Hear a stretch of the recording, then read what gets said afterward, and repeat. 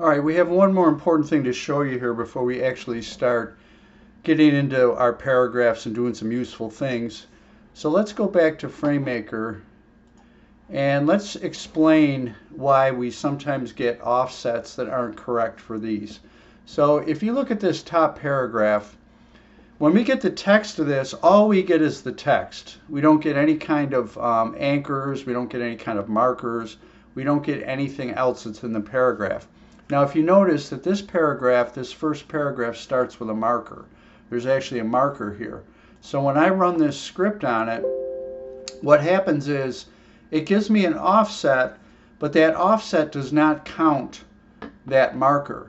And that's why our highlight is off one character. So if you look carefully, you can see that there's a space before table cleaner is highlighted, and we left out the R. The R isn't highlighted. And that's going to be a problem. That's going to be an issue that we're going to have to solve.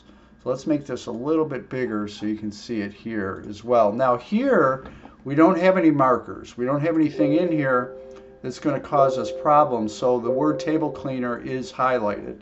Now let's add some things here. Let's add an anchored frame. And we don't really care about the details. And then we'll actually add a table. Let's add a table. So every time we add something here, what it does is it actually it changes that offset. It changes the offset of our text that we're trying to find. So let's see what we get here, and actually let's make this a little bit smaller so you can see it. Okay, so I click in this paragraph here, and I'm going to run the script. And you can see now it's actually off 2 characters, because what's happening is our offset is 12 when we just consider the text.